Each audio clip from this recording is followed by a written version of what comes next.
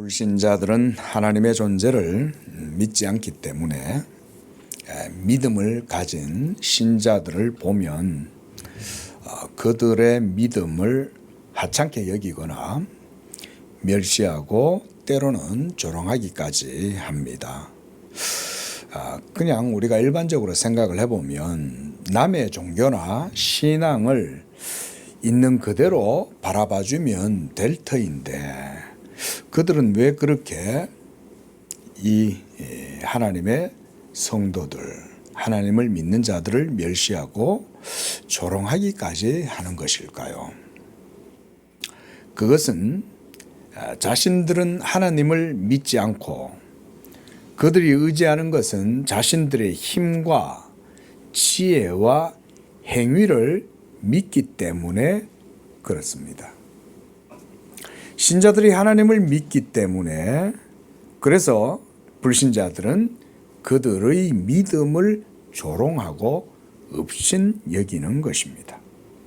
그래서 성경의 증거에 의하면 이렇게 불신자들이 하나님을 믿지 아니하고 하나님을 믿는 이들을 멸시하고 조롱하고 핍박할 때 그게 왜 그렇게 하느냐? 성경도 그것에 대해서 말씀을 해줘요. 그것은 먼저 그들이 빛을 미워하기 때문에 그렇다. 한마디로 하나님을 미워하기 때문에 그렇다. 이것이 성경의 답변입니다.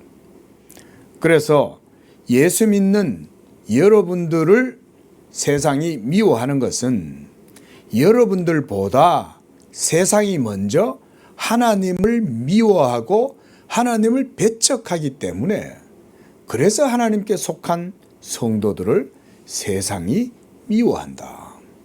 이렇게 얘기하는 것입니다.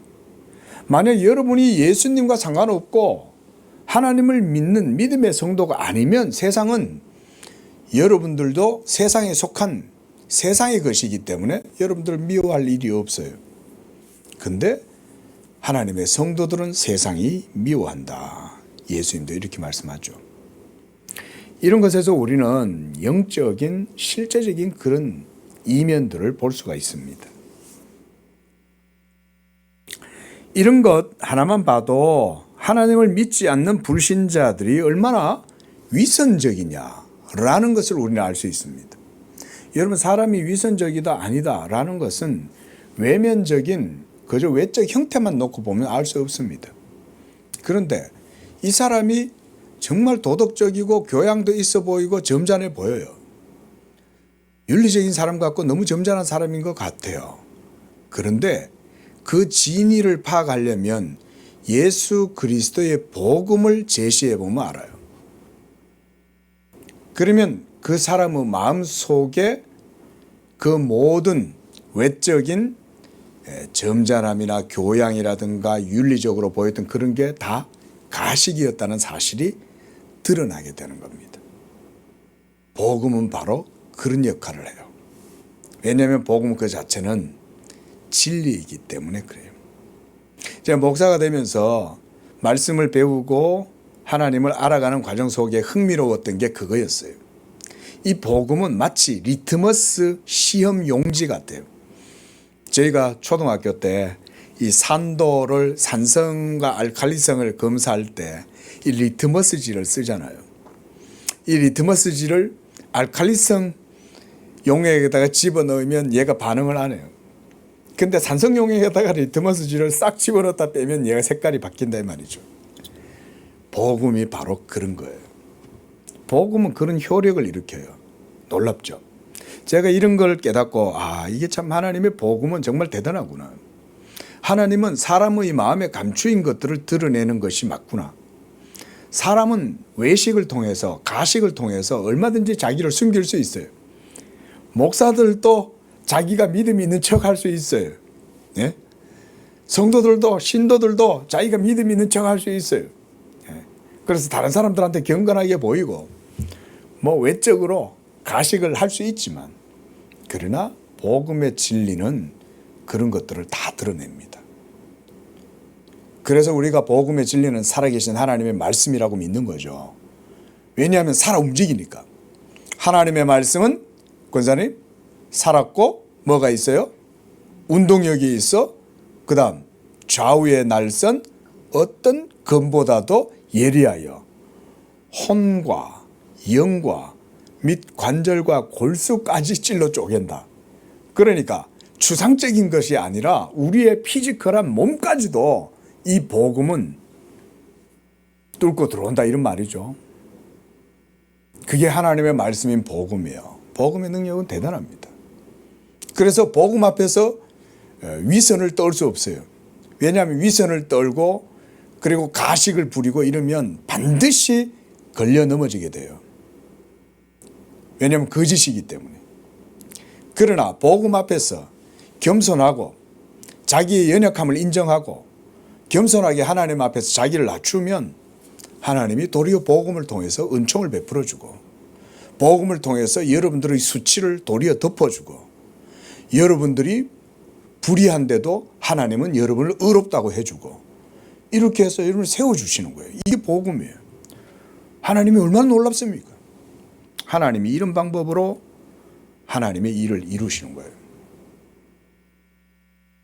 하지만 하나님을 믿지 않고 멸시하고 조롱하는 그들의 이런 것 모습을 통해서 그들은 사실 자신들이 위선적이요 불법한 자들이요 불의한 자들이라는 것을 스스로 드러내는 거예요.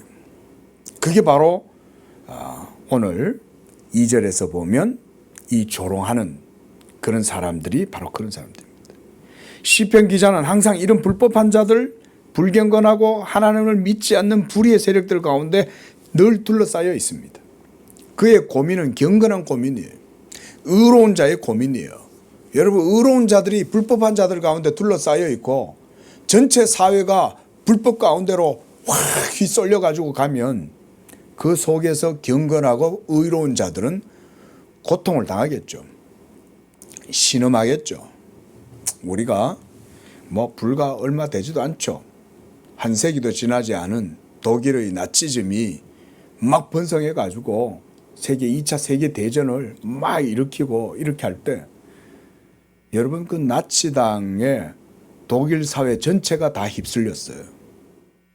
그러면 그 속에서 여러분, 의로운 경건한 하나님을 섬기고 정말 그 유태인들이라도 해서 유태인들을 핍박하거나 무시하거나 그들을 천대시 여기고 이런 사람들, 그런 사람들이 모두 다 그런 건 아니었거든요. 우리가 알다시피 영화 유명한 신들러 리스트 있잖아요. 그런데 알고 보니까 신들러뿐만 아니라 적지 않은 사람들이 이 유태인들을 긍휼히 여겨가지고 그 유태인들을 보호해주고 지켜준 거예요. 그러면 여러분, 그 사람들은 얼마나 괴로웠겠어요. 그렇죠? 대부분의 독일인들이 전부 다 마수에 빠져가지고 분별력을 못 갖잖아요. 분별력을. 여러분, 집단 관계라는 게 무서워요. 그 현대라고 해서 거기에 자유로울 수 없습니다. 사람은 예나 지금이나 똑같아요. 불법이 성행해도 불법인 줄도 모르고 거짓이 판을 쳐도 그게 거짓인 줄도 모르고 다 휩쓸려 가지고는 악을 범해도 그게 악인 줄도 몰라. 그러니까 유태인들이요 600만이라 그래도 실제로 더 많은 사람들이 죽었어요. 근데 사람을 그렇게 죽이고 가스실에다가 집어넣어 가지고요 하는데 그들의 신발은 다 벗겨요. 그 나중에는 가스실에서 죽어 있는 이들을 전부 다 불에 태우잖아요. 근데 뭘 빼냐? 그들의 금리는 다 빼고 손가락질은 다 빼내는 거예요. 사람의 가치가 아무것도 없죠. 여러분, 악령이 역사하면 도처에 불법이 성행하고 그 속에서 의인들이 고통을 당하는 거예요. 의인들이. 그들이 바로 예수 믿는 성도들이에요. 모든 시대 속에서 불의와 불법이 흥행하고 그래서 비류들이 막 이렇게 설치고 다닐 때 그때 경건한 자들은 자세를 낮추는 거예요. 왜? 까딱하다는 칼날에 그냥 베이니까. 그러니까 그럴 때는 숨을 죽이고 조용히 있는 거지. 지금 시편 기자가 그런 상황이라고 보시면 돼요. 그래서 이 사람은 1절에 보면 내가 여호와께 피하였거늘 그러는 거예요. 왜 피합니까? 뭔가 자기를 공격하고 괴롭히고 쫓아오니까 피하는 거죠. 누가 쫓아옵니까? 너희가 내 영혼에게 새같이 네 산으로 도망하라 하면 어찌합니까? 자, 지금 이 시편 기자를 쫓아오는 사람들은 누구냐면 이 시편 기자를 새처럼 가볍게 무시하는 그런 사람들인 거예요. 새는 얼마나 가냘프고 연약합니까? 그건 아무것도 아니죠. 힘도 못 쓰고 누구 공격도 못 하잖아요, 새는. 근데 지금 이 시편 기자를 향하여서 이 불경건한 불의한 무신론자들, 불신자들은 이 시편 기자의 영혼을 향하여 네가 새같이 너의 산으로 도망해라 이 말인 거죠. 근데 바로 이 사람은 사실은 새처럼 보였지만 하나님을 의지하는 사람이었던 거예요. 그래서 그는 바로 이런 불의한 자들 가운데에서 오직 여호와 하나님을 피난처로 삼고 그분께 지금 피신한다. 지금 이렇게 고백하고 있는 거예요. 여러분, 예수 믿는 우리 성도들도 동일하게 오직 예수 그리스도만이 우리의 피난처인 줄로 믿습니다. 시편 기자가 바로 여기에서 피한다라고 얘기할 땐 바로 산성이신 예수 그리스도께 피한다 이 말인 거예요. 하나님을 자기의 의의 반석, 기초, 산성 이렇게 믿는 다윗에게서 하나님의 존재는 다른 어떤 것과 비교할 수 없는 그의 힘이요 의지가 되었습니다. 환난 날에 그가 피할 곳은 사울에게 생명의 위협을 받고 도망칠 때도 그는 아둘람 굴에 숨어 들어갔지만 사실 아둘람 굴은 그의 피난처가 아니었죠. 사실상 그가 피난처로 삼았던 것은 하나님이었습니다. 아둘람 굴에 숨었지만 거기서 거처를 삼고 살았지만 사실 다윗의 피난처는 하나님 자신이었다 이 말인 거죠. 그래서 그의 마음에는 늘 하나님을 의지하는 믿음이 있었습니다. 예수 믿는 우리 성도들의 믿음이 그와 같은 것입니다. 불법하고 불의한, 우리가 아침에도 그런 말씀 드렸지만 이 세계 전체는 말 그대로 사망의 세계예요. 그리고 그들 위에는 원수 사탄 마귀가 공중 권세를 잡고 정사와 권세를 붙들고 통치하는 게 이게 성경이 얘기하는 팩트예요. 그 속에서 교회가 존재하고 있다고요. 교회가. 오늘 여기서 내가라고 얘기할 때 이 내가를 여러분 교회로 한번 이렇게 교회의 인격처럼 생각해 보십시오. 교회가 여호와께 피하였거늘 이렇게도 한번 보시라는 거예요. 그러면 세상이 사망한 자들이 교회를 향하여 새처럼 네 산으로 도망하라 라고 하면 어찌 됩니까? 이런 식으로도 우리가 볼 수가 있는 겁니다. 사람들은 다윗이 처한 위기와 상황을 바라보고 그가 지금 궁세에 몰려 있기 때문에 그를 향하여 도망쳐 숨으라 이렇게 말해요. 그 자기네들은 도망치라고 하면서 자기네들은 뭐 한다는 거예요?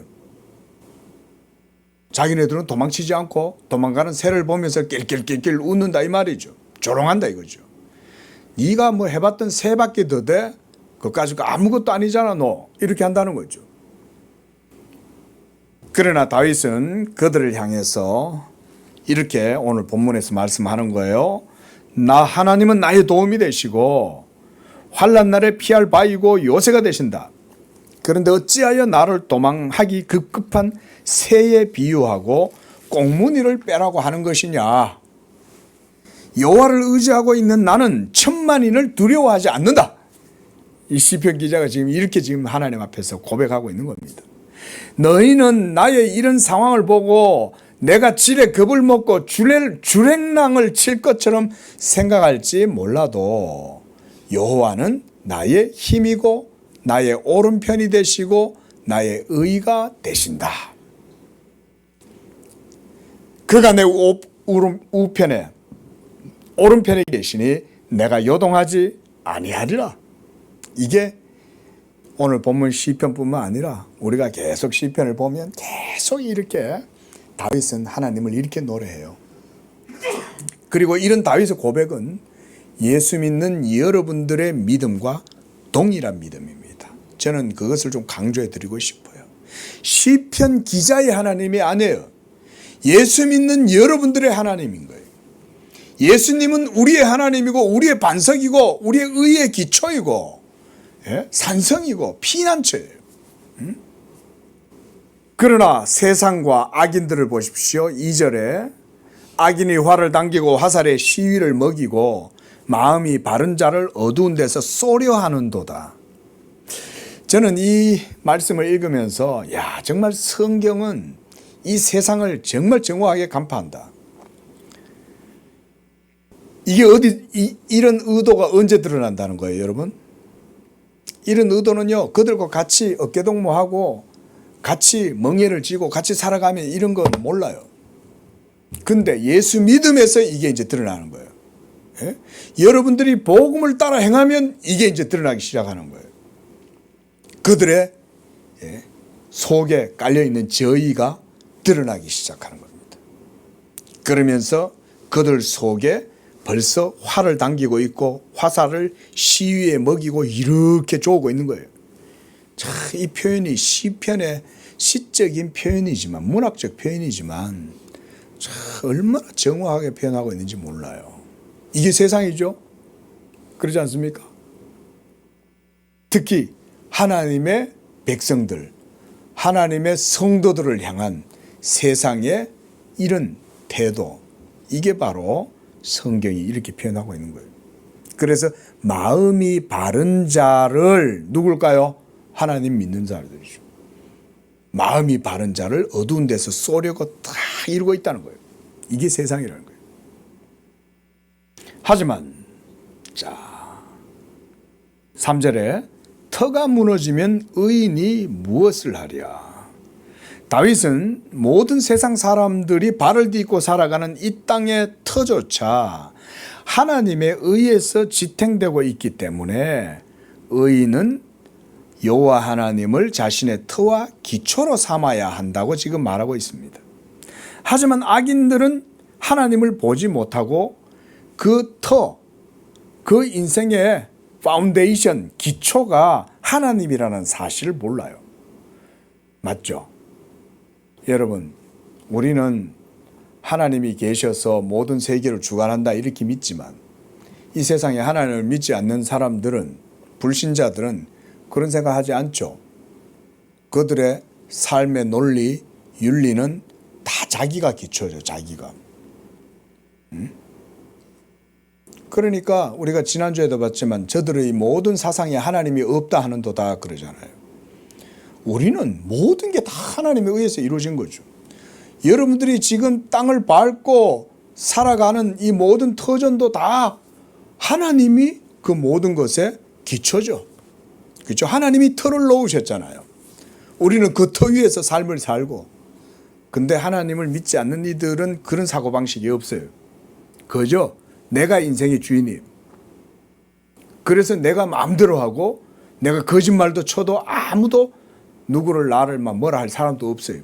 사기를 치든지 막 밑에 있는 부하 직원들을 함부로 하든지 폭력적으로 행하고 막 횡포를 부려도 부끄러운 줄도 몰라요. 그게 하나님이 없는 사람들이에요. 이런 사람들이 많아질수록 그 사회는 망하는 거예요. 예전에 스위스 제네바가 그랬대잖아요. 제가 언젠가도 말씀드렸다시피 제네바가 종교개혁 당시 때 불법한 세력들이 너무나 많은 거예요. 그 속에 너무 탐관오리들도 많고 너무 시의원이라든가 로마 캐톨릭 사제들하고 전부 다 해가지고는 완전히 수렁구덩이인 거예요. 수렁구덩이. 근데 그런 제네바가 칼빈이 가가지고 하나님의 말씀을 전하면서 사회를 개혁한 거예요. 그래서 전부 탄핵시키고 전부 다 잘라냈어요. 칼빈이. 그리고 그 의원들이, 제네바 시의원들이 칼빈과 함께 그렇게 해서 말씀이 서게 되니까 나중에는 제네바가 거룩한 도시가 됐어요. 그러니까 오염물들이 많아질수록 이렇게 되는 거죠. 여러분, 제네바가 그래서 개혁이 되면서 제네바가 종교개혁의 본산지가 된 거예요. 하나님의 말씀이 서니까 그런 거예요. 하나님의 말씀이 서니까. 터가 얼마나 중요합니까? 믿지 않는 자들은 다 자기가 인생의 터죠, 터. 예. 안타깝게 제가 어떤 뉴스를 봤는데, 저 경상도 어떤 한 지역에 해변에 있는 어떤 무슨 뭐죠? 우리 잘 먹는 그거 있잖아요. 경상도 사람들 잘 먹는 그거. 예? 그 고기 숙성시켜가 먹는 거, 그 이름이 뭐예요, 그게? 그걸로 유명한 그 동네래요. 제가 그 동네 이름은 내가 말하지 않겠습니다. 그렇게 터줏대감이 많아서 3만 명 살던 사람들이 7천 명으로 줄었대요. 여러분, 있을 때 감사하고 서로서로 사랑하고 이러고 지내면 더 좋아질 걸. 터줏대감이라시고 자기가 주인이라시고 그렇게 행세하니까 3만 명이 있던 지방의 소도시가 사람들이 지금 7천 명 산대요. 왜 그런 식으로 그러냐 이거죠. 예? 과메기. 예? 사람이 문제지 어디든지. 사랑 못해서 문제예요. 너는 여러분 사랑이 없어서 문제인 거예요. 근데 우리는 이런 생각하죠. 사랑이 없으면 그건 죄가 아니라고 생각하죠. 여러분 그렇지 않습니다. 사랑하지 않으면 그게 죄인 거예요. 성경은 그렇게 가치 판단을 그렇게 해요. 우리는 내가 굳이 사랑 안 해도 내가 죄를 짓는 건 아니잖아 라고 생각하면 그거는 성경의 사상이 아니에요. 성경은 하나님을 사랑하고 이웃을 사랑하라 그러잖아요. 사랑 못하면 그게 죄지. 우리는 거기까지 하나님의 율법을 이해해야 돼요. 이렇게 불신자들에 의해서 둘러싸여 있는 다윗은 이제 4절에서 이렇게 바른 관점을 제시합니다. 여호와께서는 그의 성전에 계시고 여호와의 보좌는 하늘에 있고 그의 눈이 인생을 통촉하고 그의 안목은 그들을 감찰하신다. 자, 다윗은 하나님이 터가 되시고 그리고 그가 임재해 계시는 성전에 계신다 이렇게 말씀해요. 그리고 여호와의 보좌는 하늘에 있고 이 땅의 인생들을 굽어 살피고 감찰하신다.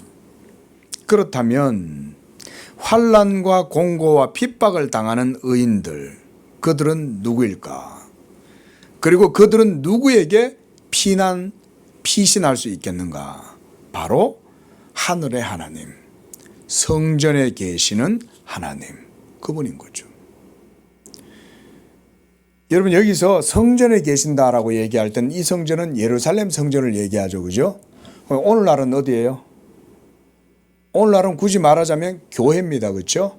우리는 그 교회가 바로 우리 성도들이 모여 있는 이 공동체를 교회라고 하죠. 그리고 그것을 우리가 양재교회를 지역교회, 지상교회, 가시적 교회 이렇게 말을 하죠. 하지만 구약시대 때 시편 기자가 말하는 이 성전은 하나님의 언약궤가 안치되어 있는 바로 그 예루살렘 성전을 얘기하는 겁니다.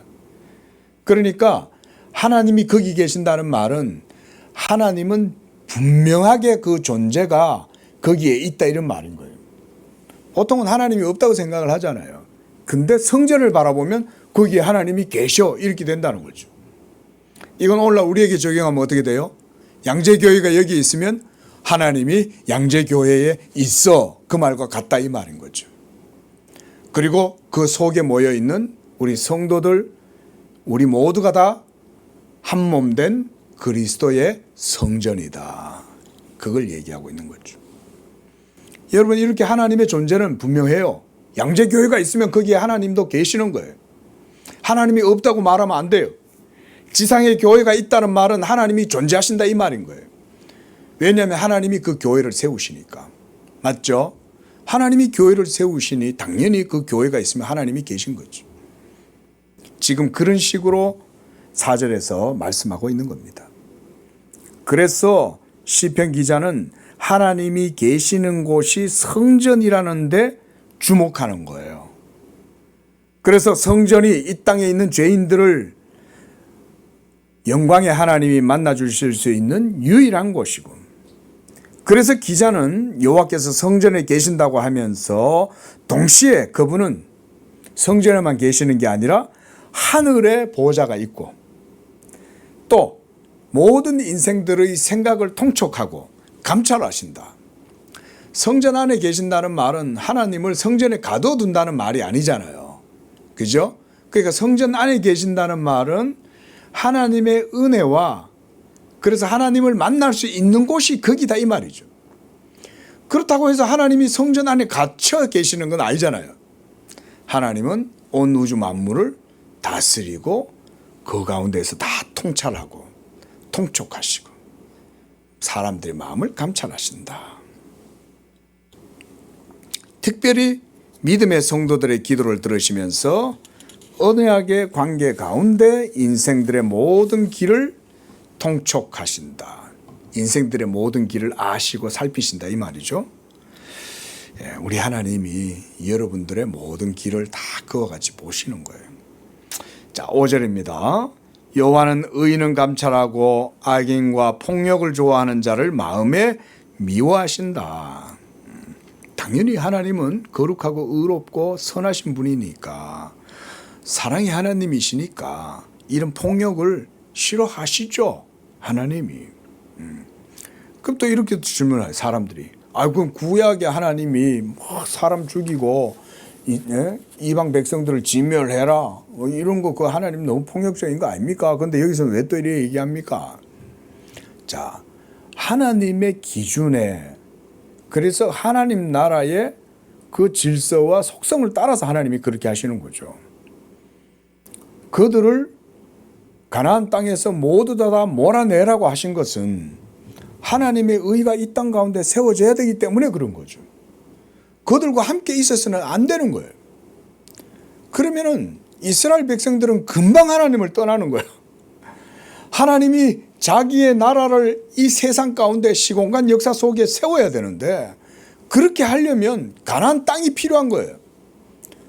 그리고 그 틀을 중심으로 해서 하나님의 나라를 세워야 되는데 그 땅에 있었던 불의하고 불신앙적인 세력들을 남겨두면 이 세상은 반드시 또 물들고 변질된다. 그래서 우리 예수 믿는 성도님들은 자녀들의 혼사도 늘 기도하셔야 됩니다. 결혼할 때도 하나님을 믿는 사람인가를 먼저 봐야 돼요. 그렇다고 해서 잘 믿어야 된다. 여러분 그렇게까지 너무 기준을 잡지 말고 잘 믿으면 더 좋아요. 당연히 잘 믿으면 최고 좋지. 최고 좋은데 최소 주일 성수하고 하나님을 섬길 수 있고 교회 중심의 신앙생활 하는 사람 이 정도면 퍼펙트예요. 퍼펙트. 너무 좋을 필요도 없어요. 막 호들갑 떨고 막 무슨 기도원 가고 이런 건 믿음이 좋은 게 아니에요. 그저 잠잠하게 주일 지키고 하나님 예배하고 섬기고 그리고 자신에게 주어진 일상의 삶을 그저 평범하게 사는 이 정도만 돼도 A 플러스예요. 그 정도면. 근데 그거다 더해서 새벽 기도도까지 나온다. 이러면 뭐 이거는 뭐 금상첨화지 뭐. 뭐 예배까지 그냥 막 열심히 사모함으로 예배까지 나와. 그러면 뭐 더없이 뭐 하나님이 좋은 거지. 자녀들 이제 배우자로 여러분들이 만약 두고 기도한다 그러면 예수 믿는 사람, 하나님을 섬기는 사람, 경건한 사람. 로마 시대 때도 그랬대잖아요. 로마가 그렇게 폭정을 일삼고 폭행을 일삼아도 예수 믿는 사람들 그렇게 괴롭혀도 자기 집 아들의 혼처로 그래서 자기 집안 대를 잇기 위해서 예수 믿는 여자를 데려와서 며느리로 삼았대잖아요. 그렇게 문란했던 로마 사회 사람들조차도. 왜냐하면 예수 믿는 사람들은 일단 진실하거든. 생명을 내걸고 신앙생활하는 그런 사람들이 얼마나 정직하겠어요. 그러니까 예수 믿는 사람을 혼처를 그런 데 구해가지고 결혼하는 거죠. 그 경건한 그런 딸들이 여러분 콘스탄티누스 대제의 어머니가 그렇게 경건한 하나님을 섬겼던 여인이었어요. 콘스탄티누스 대제가 기독교를 공인하기 전까지는 기독교는 박해 가운데 있었습니다. 근데 생각해 보세요. 그렇게 로마의 황제의 자리에 올랐던 콘스탄티누스 대제의 어머니가 독실한 경건한 하나님을 섬겼던 여인이었습니다. 그 여인의 기도가 결국은 콘스탄티누스 대제로 하여금 기독교를 국가의 공인 종교로 세우는데 일조한 거 아니겠어요?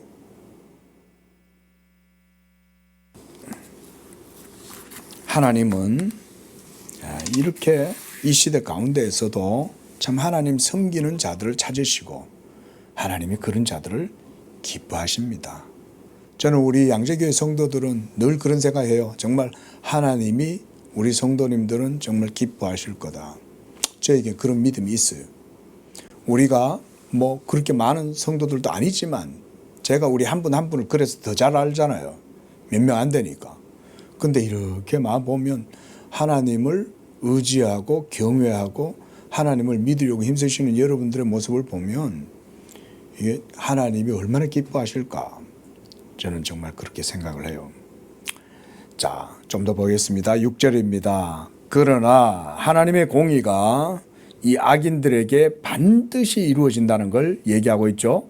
그래서 이렇게 말하죠. 악인에게 그물을 던지시니 이 그물은 무슨 그물일까요?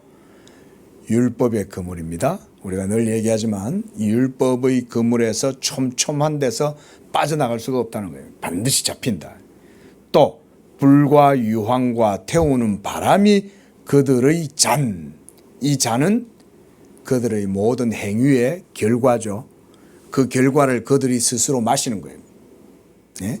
이 잔을 마실 때 그 잔의 소득은 불과 유황과 바람이다. 한마디로 헛되다는 거죠. 하나님을 믿는 자들과 믿지 않는 자들은 이렇게 터가 틀려요. 그들의 모든 터는 바람이 불고 창수가 나고 홍수가 나면 다 쓸려가지만 예수 믿는 우리 성도들은 반석 위에 집을 짓는 지혜로운 자들 같은 거예요. 그래서 이제 이 기자는 7절에 이렇게 말합니다. 여호와는 의로우사 의로운 일을 좋아하시고 정직한 자는 그의 얼굴을 배우리이다. 여기서 여러분 의로운 일, 이걸 다른 말로 하면 하나님을 믿는 것 또는 하나님을 믿음으로 행하는 그의 삶, 이렇게 생각하시면 성경적으로 정확하게 이해한다고 생각이 돼요. 그래서 하나님이 의로우신 거예요. 그래서 우리가 예수님을 믿는 거예요. 그래서 예수님을 믿는 바로 그것을 하나님은 좋아하신다. 예. 요 말을 여러분들이 조금만 더 성경적으로 명확하게 이해를 하시면 좋겠어요. 왜 예수 믿는 것을 의로운 일이라고 하죠? 왜일까요? 그렇죠. 하나님 기쁘시게 하는데 왜 예수 믿는 일을 하나님이 기뻐하시는 거죠? 제가 지금 조금 더 근본적인 질문을 드린 거예요. 예? 하나님이 예수님을 세우고 하나님이 그 예수를 통해서만 자기의 의로움을 드러내고 이렇기 때문에 우리가 하나님께 아멘 한다는 말은 예수님을 믿는 것과 같은 거예요. 여러분, 하나님이 어떤 일을 정하고 세우셨는데 우리가 거기에서 아멘 안 하고 노멘 하면 하나님이 기뻐하시겠어요? 안 기뻐하실 거 아니에요. 근데 하나님이 의로우사 그랬잖아요. 그러면 그 의로우시기 때문에 의로운 일을 하나님이 먼저 세우신 거예요. 그게 뭐냐면 예수님을 믿음으로 말미암아 하나님의 의가 세워지게 하는 거예요. 그래서 의로운 일을 예수 믿는 믿음과 같은 거다. 그렇게 제가 성경적으로 설명을 드린 겁니다. 이런 개념을 여러분들이 유념을 하셔야 돼요. 아, 그렇구나. 예수 믿는 건 그래서 하나님을 기쁘시게 하는 거구나. 왜?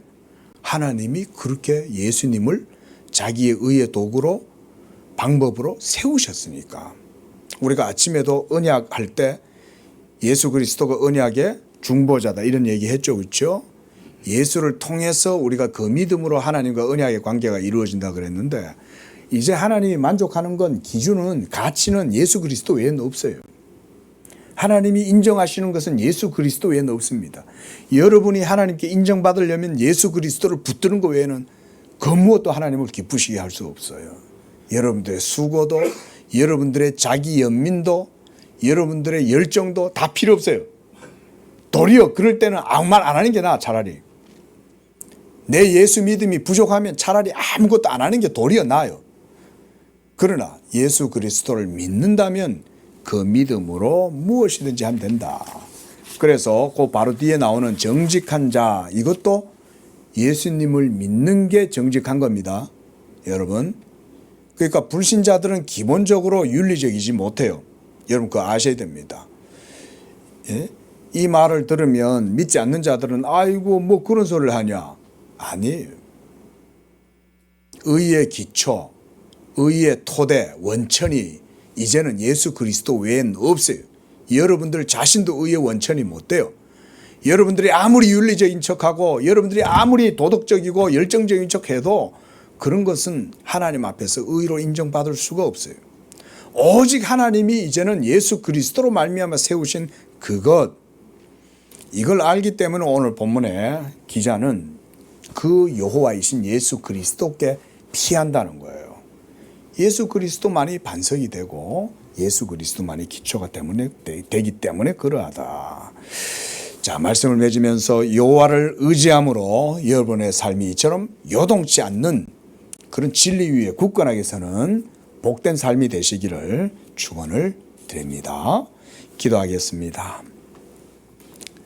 자비로우신 하나님 아버지, 이와 같이 이제는 예수 그리스도를 통해서 우리에게 참된 의의 원천을 제공해 주시고 그 예수를 믿음으로써 하나님 앞에서 우리가 온전하게 의롭다함을 얻게 하시고 그로 말미암아 우리가 여호와를 우리의 피난처로 삼고 우리의 토대로 삼고 그 가운데 하나님 섬길 수 있는 그런 은총을 주시니 감사합니다. 이 믿음으로 우리 성도들 세상 속에서도 흔들리지 아니하고 담대하게 도리어 세상을 이긴 그리스도와 함께 십자가를 붙들고 담대하게 살아가서 하나님을 의지하고 영광을 돌리는 그런 우리 성도들 되게 하여 주옵소서.